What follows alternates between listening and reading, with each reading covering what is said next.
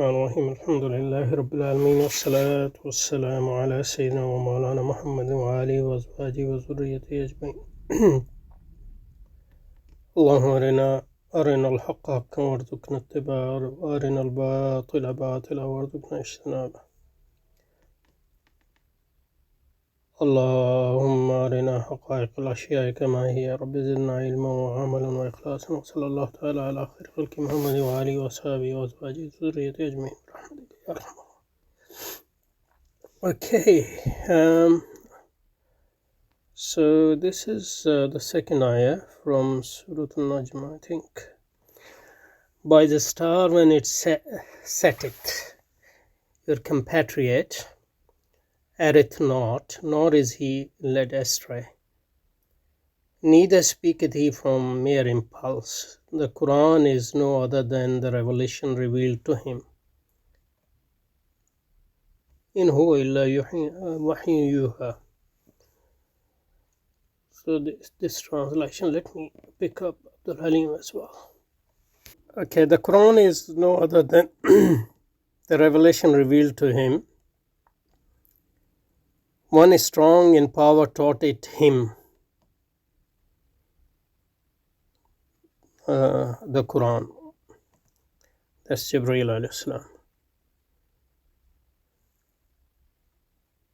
Endowed with wisdom, with even balance stood he in the highest part of the horizon. Then came he nearer and approached, and was at the distance of 2 bows or even closer. And he revealed to the servant of God what he revealed. His heart falsified. There is a tadakhul zamir here, which is very common in Arabic language and in the Quran as well. So, and he revealed, that is Jibreel, so reveal here mean conveyed to the servant of God. That's the Prophet. So what he revealed. His heart falsified not what he saw. What? Will ye then dispute with him as to what he saw? He had seen him also another time, that is Jibreel alayhi salam, near the Sidra tree which marks the boundary, near which the garden of repose.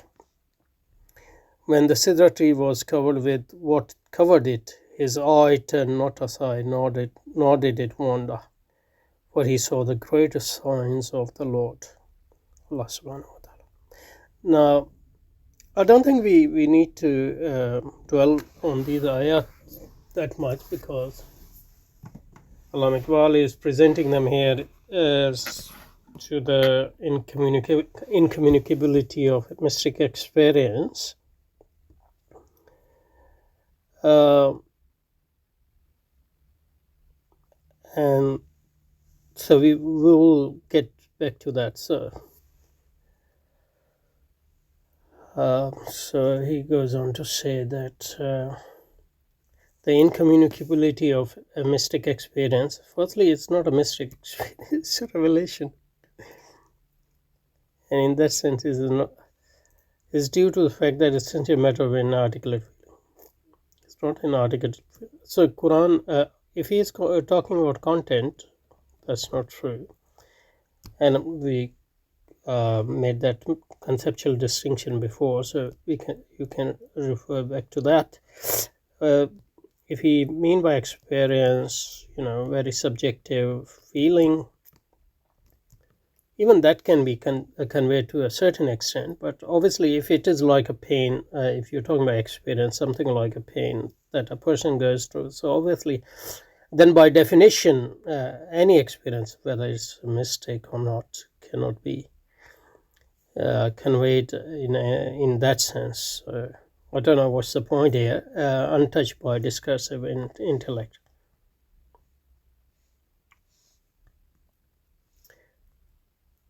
So, for example, what the experience the Prophet ﷺ went through exactly, obviously that cannot be conveyed. But that experience can be described, as Prophet ﷺ has described that experience, and the Quran also describes it, and it is describing here in the very ayat, and obviously in a hadith there is a description as well. And the content of Quran, there's a discursive element in that. So I don't know. And it seems like this point, whatever he is trying to say here contradicts what he said before. So, but maybe as we go along, it will become clear. But so far, it doesn't seem to me that what he's saying makes much sense. Okay. It must, however, be noted that the mystic feeling, like all feeling, has a cognitive element also. Okay.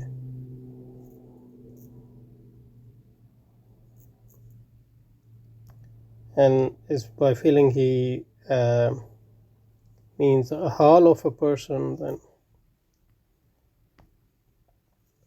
I mean, I don't deny that there's a cognitive element to feeling, because feeling also feel.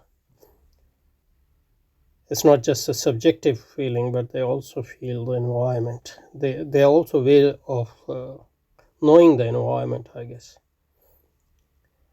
And it is, I believe, because of this cognitive element that it lends itself to the form of idea, mystic feeling, form of idea. So for him, revelation is a feeling which then is expressed in idea, but that's obviously not true. And it might be true for some mystic experiences, but we'll need more in order to, be convinced by that. In fact, it is the nature of feeling to seek expression in thought.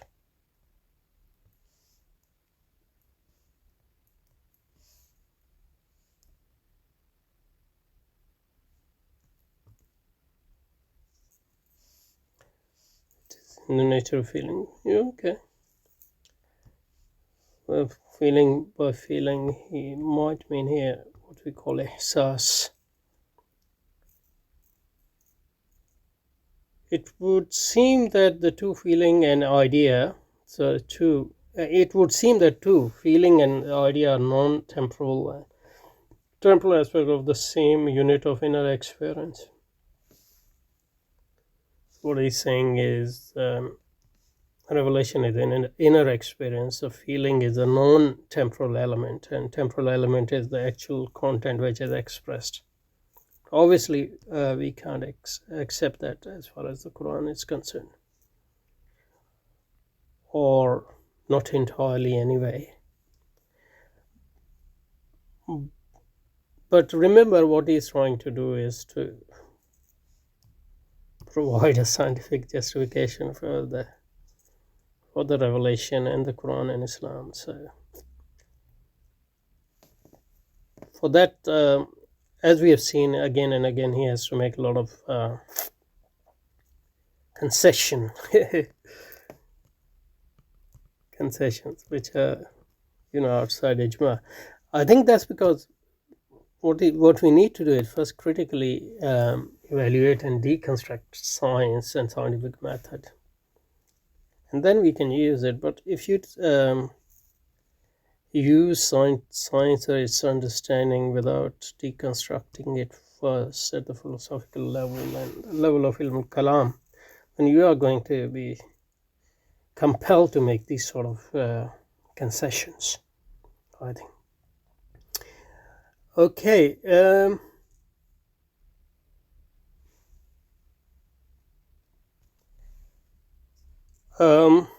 But on this point, I cannot do better than quote Professor Hawking.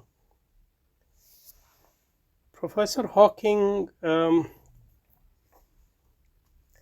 that's very interesting. Here is another idealist he is quoting. Hegelian idealist, I guess. So E. Hawking,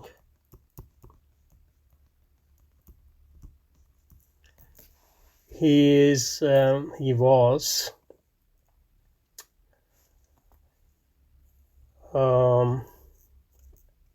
American William Ernst Hawking. He was an American idealist philosopher. So another Hegelian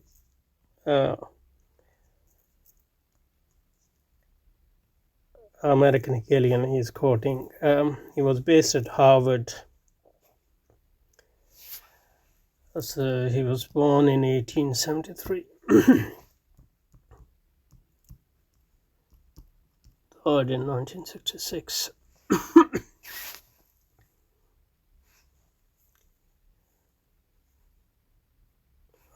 So he was around when Allama Iqbal was writing this. He continued the work of his teacher Royce. I think we might have come across Royce before, the founder of American idealism, in revising idealism to integrate and fit into empiricism, naturalism, and pragmatism. As we have already noted, there's already a strong pragmatic element in Hegel's philosophy, which obviously influenced Marx as well as American pragmatism. So it is to go to empiricism, naturalism, and pragmatism and marry it with idealism is a natural thing to do, especially for those philosophers trying to combine modernity with some sort of religious understanding. So going back, for them to go back to Hegel is also natural, and for Allama Iqbal it's natural because obviously he is a Hegelian of a sort, and he is interested in pragmatism, empiricism, and naturalism, and he also wants to, preserve some sort of religious understanding, even though Iqbal's context is Islam, and the context of these people he's quoting is Christianity. Okay, so he's saying, but on this point, that is the point of the relationship between feeling and idea, I cannot do better than to quote Professor Hawking, who has made a remarkably keen study of feeling in justification of the intellectual view of the content of religious consciousness.